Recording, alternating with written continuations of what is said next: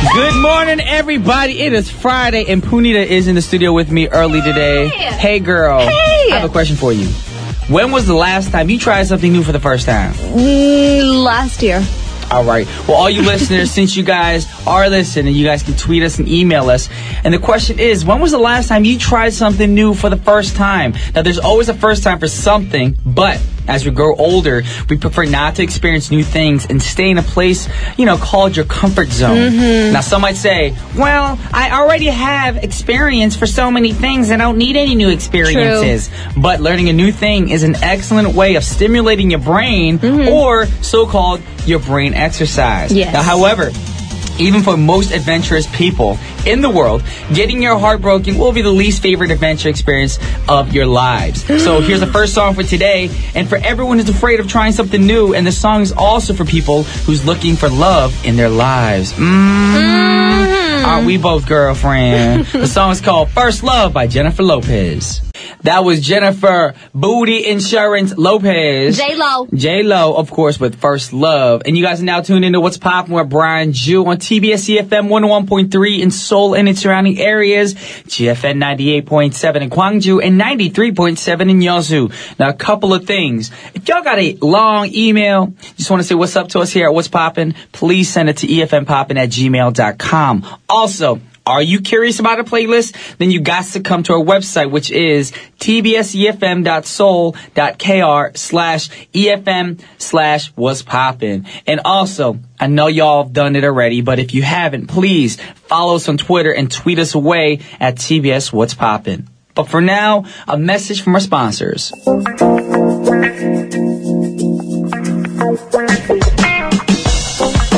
So, boys and girls, y'all know what time it is, and I'm going to ask Punita, because Punita might not know what time it is. You know what time it is? It is time for... Today's Pick. Why'd you say it that way, though? Because I wanted to make it different. Today's Pick. Today's Pick. Like, ta-da, Yeah. today's pick. Oh, okay, you creative, girl. Now, question is, are you spending more time and more times at work lately? And last week, some people had their long weekend, of course, but not everybody. No. And if you're listening to our program right now and nodding your head right now saying, you probably have to work late even on Friday night or over the weekend. Yeah. If you go to Gangnam Station at 10 p.m. these days, there's still tons of students or workers who are just getting off of work or coming back from school. Not even 10, like 11 or 12 a.m. I know. I'm like, why are these kids still in school? I know. Like, where are your parents? It is Friday. Exactly. Anyways, it makes me wonder, when do these people actually get time off to themselves? Like, how do you balance your work schedule and your personal life? You know what I'm saying? So we brought a few tips on how to achieve the proper work-life balance. And, of course, drawing the line between work and home is the first step. But if that's still impossible, y'all need to listen carefully. Yeah, tip me. Tip you off. Number 1, always stop for meals. Very important. That is very important. If you're working from home, have set times when you can stop to eat or drink with your family, or go home for lunch if you can. This way, your family will know when they can see you and when y'all can see each other. Y'all can plan it out. Make sure you keep this time sacred and try to switch your phone off. Yes. Look at these tips, man. We got really, really detailed on these tips. Number 2, make practice of unplugging. Unplugging. I'm not talking about watching Unplugged on TV. No. I'm saying you need to build in uninterrupted thinking to your day, away from technology and the expectation of immediate response. Okay. Now leave your fear of missing out at the bedroom door. True. Don't bring your smartphone to bed. Our brains need to respite to produce innovative ideas. That's true. I think the first thing I do when I wake up is look at my phone. And I'm like, that's such a bad habit. I should break that. You know what it is, though? What? A lot of people think it's easier to look at your smartphones for time and stuff. I know. When there's a huge clock right in front of me, I just look at my phone. And last, we got nap time, which is very important. Get your nap time. Now, it seems like we're sleep deprived, of course, these days, because a lot of us, including me and Punita, we be working too much, man. Yeah. So if you have a week of all-nighters, find a way to get back to get to bed, up to the baseline. A 20-minute power nap in the afternoon has a bigger impact on your energy levels than an extra 20 minutes in the morning. That's true, and nothing longer, because I heard that if you take a nap for over an hour, it's bad for your body. And you get more groggy. Yeah. You want to kill somebody. Also, giving yourself a time to listen to some music. that is therapeutical. Some peaceful music. Play it. Don't make it loud. Don't blast that kind of music. Yeah, some classical Mozart in the background. It's always good for your soul. Some piano guys. That's some good music right there. So we have a great song for you guys right now. For a lot of people who can't balance their work life and their personal life, hopefully this will help you do that. This is India Ari with Back to the Middle. That was Back to the Middle by my girl, India Ari. I always said it was India Airy. Of course, because you have an airy head. You're from California. Exactly. Anyway, we've been talking about finding balance and work. And it's very difficult to do that. You know that. Especially for people who work freelance jobs or people who have their own businesses, because you sometimes have to be in the business office all day long. You got your responsibilities. Now, sometimes work is their life, too. And it's hard to separate what is work and what is life. And sometimes your friends need your time, but you're too busy working. That's why I don't have any friends. You don't have any friends? No. Why not? Because work is my life. It's like that song by Im Jung-hee.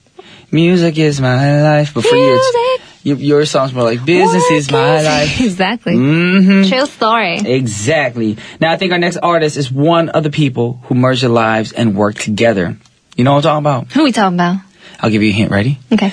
And I. That's it. Okay. Is it Houston Whitney? Ding dong dang. Dong dang. You got it right, because technically in Korea we say our last names first anyway. Exactly. Korean style. All right, I'm talking about Houston Whitney, a.k.a. Whitney Houston. And she's a very talented singer, of course, and an artist, and she no longer is with us, so we got to pray for her. She's in a better place, of course, resting, looking down upon us, of course. Does that make sense? Down upon us? Down at us. Looking down at us. Yes, from above. Now, she started her music career in a choir like many other artists. Now, she sang since the age of 14, backup vocals for Shaka Khan on the song I'm Every Woman at the age of 15. Wow. And she is amazing. She's done television commercials for soft drinks. And her beauty and talents, they're amazing. They mix in together. And she's the world's best-selling music artist, selling over, one of the world's best music selling artists, selling over 200 million records. Oh, my God. And Guinness Book of Records, World Records, cited her as the most awarded female act of all time. So, with no further ado, I got my girl, Whitney Houston. My love is your love.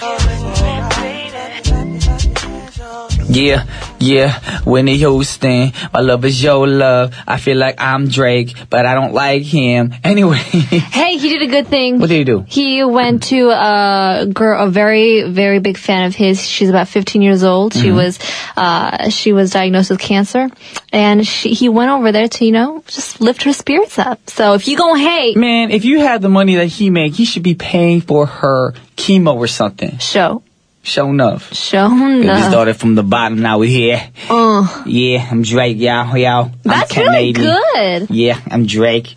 I got another Sunday most I can do now. Yeah. Alrighty, but we're not talking about Drake right now. We're moving on to Jason Mraz. And the song we're going to play for you guys is called Frank D. Fixer. Now, you guys are probably thinking, what the heck is that? Now, Frank D. Fixer, or Frank Mraz, is actually his grandfather from Austria-Hungary who moved to the United States in 1915. And he earned his livings by working with his hands. Now, he had a workshop, and it was called Frank D. Fixer, and everybody knew about it up in Mechanicsville, Virginia. Now, Jason Mraz told Billboard magazine regarding his grandpa, people would say, well, I live 2 miles past Frank D. Fixer, or take a left at Frank D. Fixer.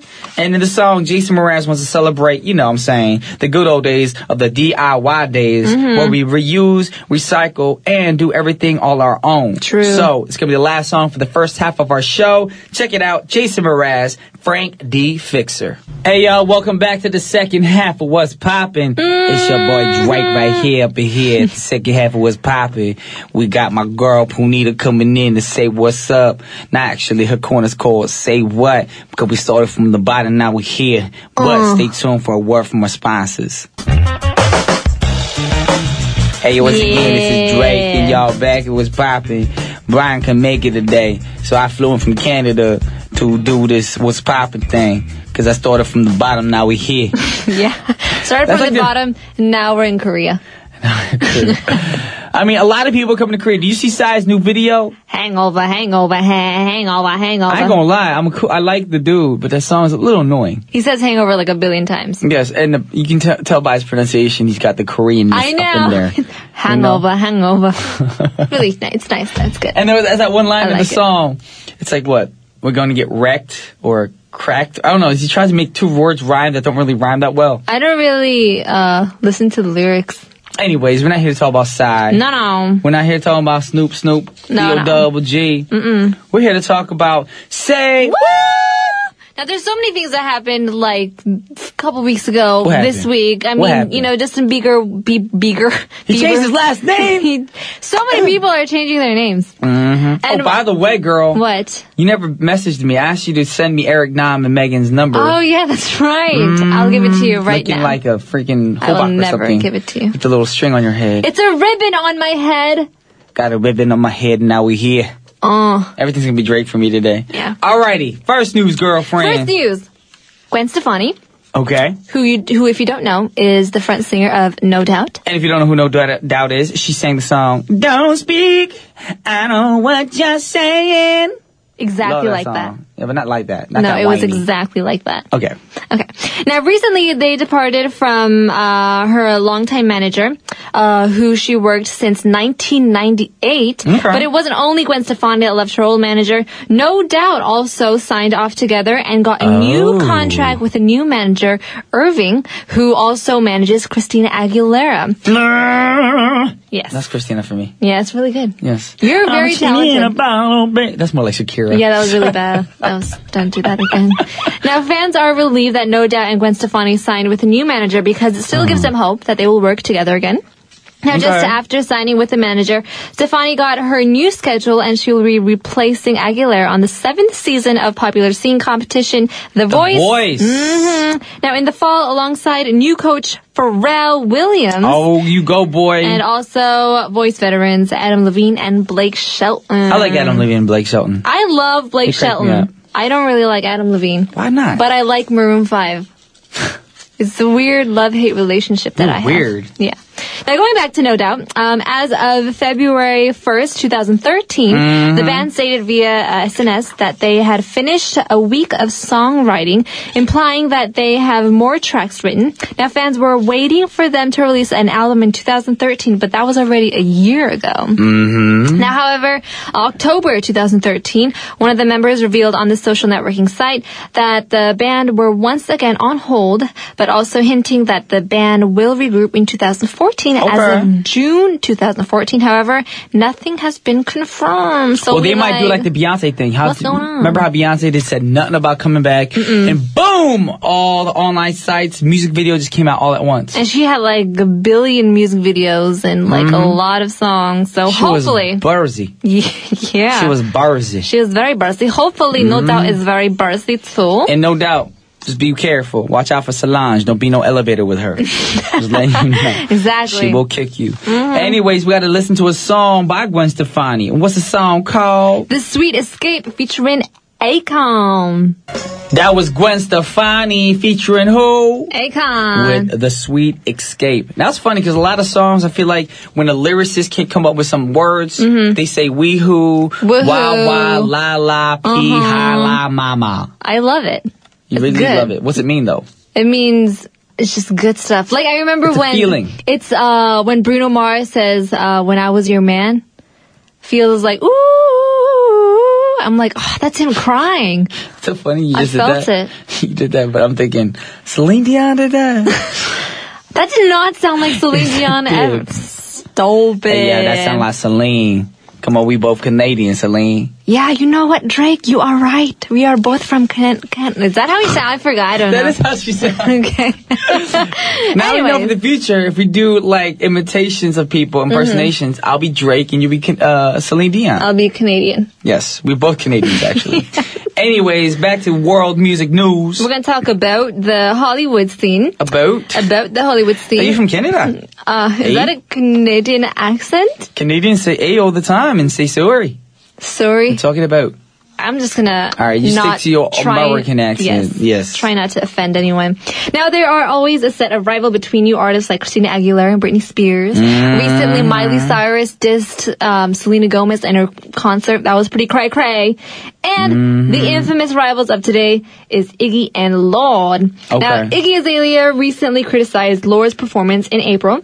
Lorde recently collaborated performance with the surviving members of Nirvana, and she sang a cover of All Apologies. Now, the ceremony was at the Rock and Roll Hall of Fame induction ceremony on April 10th in Brooklyn. You know what? What?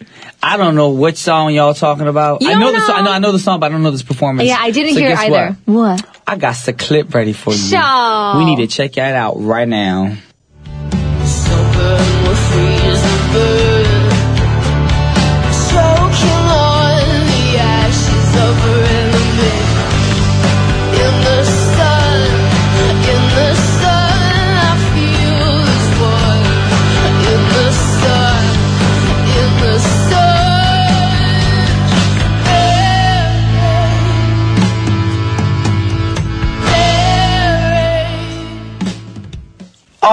That wasn't that bad. I thought it was good. I thought she... All apologies. She's It's a really song, good. too. Yeah, it sounds good with her voice. Okay. But Now, what did Iggy say about it, though? she was saying that her cover was inappropriate. Why? Now, she was adding nothing against her, but I think when you're doing a tribute to someone that's dead, generally it should be that person's peer.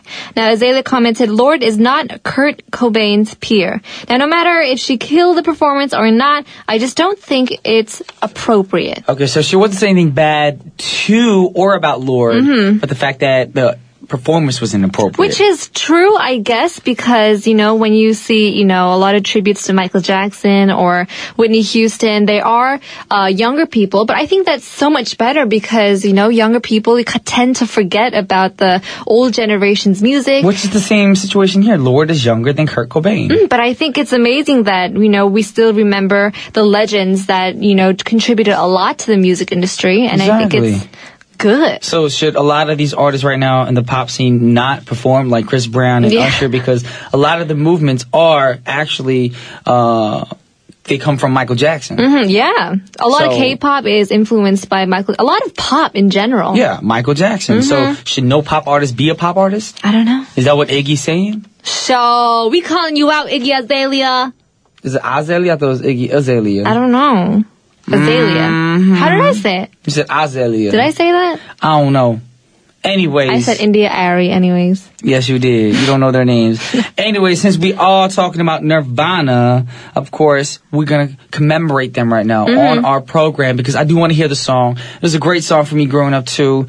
Unfortunately, Kurt Cobain is not with us anymore. No. He is with Whitney Houston and Michael Jackson looking down from above. So we're going to play the song by Nirvana, All Apologies. That was Nirvana with All Apologies. That was like the acoustic live version. Yeah, the original. Kurt Cobain singing it and keeping it real. Now, the last news, from what I know, from my knowledge, is on Lana Del Rey. Yes. Lana Del Rey. Now, for those of you who don't know, I don't know who doesn't know. She's cray-cray right now. She's all over the news. Lana Del Rey. Now, she's an American singer-songwriter who began songwriting when she was only 18 years old. Young. She released her first digital album, Lana Del Rey, in 2010. Then her second album, Born to Die, in 2012, which she debuted number 2 on the U.S. Billboard 200. I would not want an album title called Born to Die, because sometimes I feel like the things you say and write becomes true. Yeah. There's that Korean saying, if what becomes a seed, and it grows and grows. So hopefully, you are not born to die. We all that die. What it means? We all die, but Barishiga then is a seed that grows and grows. Yeah. Oh my gosh, I just educated myself. No, right I educated Jill. Thank you. You're welcome. I thought it meant something else. What did you think it meant? I thought the words you say are like a poem, like she poem. No. So That's what I thought. she is a homonym. She also means poem. Even the PD thought it was like a poem. No, it's a seed. So what you say, be careful what you wish for, be careful what you say, because it might come true. Yeah. Yeah, not like a poem. Poems come true.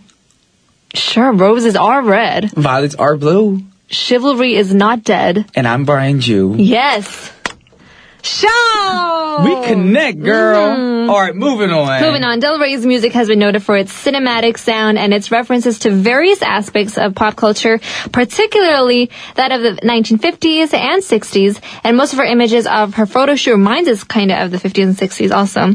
And just a few days ago, she put all the tracks from her third album, Ultraviolence, online, and it will be officially released on June 17th. Okay. Now, the media is more interested in her future schedule than the sample tracks because she is on her way to collaborate with Channel Orange singer Frank Ocean Oh my goodness. Brian Wilson. Now, if you don't know who Brian Wilson is, he was the co-founder of Beach Boys, so I'm quite curious what the three will come up with. So, waiting on that. Do you even know who the Beach Boys are? Yeah. Who? They're the band. What song did they sing? No, I really know. I song? wish they all could be California girls. What other song did they sing? So many good songs. Do you know the song? Bermuda, Bahama, ooh, I love you, mama. Ba-na-na, na-na-na, Yeah. na-na-na-na-na. Sure. Na-na-na-na-na-na. Take it down to Coco. Puff. Not the cereal, girl. You crazy? But I know them. I do know them. Not very well, but I do know a few songs of them. That's weird that Brian Wilson's connected to Lana Del Rey. Now, the new song that we're going to play is one of her new tracks of Ultraviolence. It's called Brooklyn Baby. Isn't Ultraviolence a movie? No, that's Ultraviolet. That's a color. No, yes, and that's the UV ray, ultraviolet ray. No, that's Lana Del Rey. What are you saying? You're confusing me, girl. Cocoa Puffs. God. Cocoa Puffs. What? Kokomo. Way down in Kokomo. You really don't know that song? I know. How many members were in the Beach Boys? 5, 4, 3, 2, 1. Actually, I don't know either. I think it's 5. I'm pretty And sure where it's are they 5. from? From the beach. They're not beach bums. I thought they lived on Venice. I'm sorry. No, I think they're from Jersey. Oh, are they? Yes, I believe they're from Jersey. That's why I'm testing you out. You need to study your information before you start saying stuff on the radio or making mistakes. Okay, how many people are in Beach Boys? Well, it's time to wrap things up, you guys. I want to thank you once again for tuning in to What's Poppin'. Unfortunately, if y'all didn't get to hear us on Tuesday, we had a fun time, by the way. We did. Shout out to the Gwachon Foreign Language High School. Yes. And the students there. They is so smart. They are. The Chai Chai tribe, remember that? I do remember I don't even know what a Chai Chai tribe is. But I remember it because they said it right, and it was the Indonesian tribe that you know. And the worst part is for us was you used Korean. It was multiple choice. We didn't even have to give them the choices. I know. They just knew. They're like, I know, Chai Chai tribe. And I looked at you and me. We're like, dang, what did we learn when we went to school? I learned that Beach Boys had 5 members. And Ultraviolet is a movie. Yes, it is. Yeah, told you. And the Chai Chai is not Chai Chai. It's a Chia. It's not Chia Chia tribe. It's Chia Chia. I'm sorry, then we really dumb. We really dumb. Anyways, gotta wrap the show up. Thank you guys for tuning in. And I think for the future, we should always have Eric Nam and Megan Lee on our open studios. I think it'd be a lot of fun. Yeah. Alrighty, hope the PD keeps that memo down and keeps it in mind. Yep. But for now, this is Brian Jew and Panita Bajaj signing off. Peace. And the last song is Lana Del Rey with Brooklyn Baby.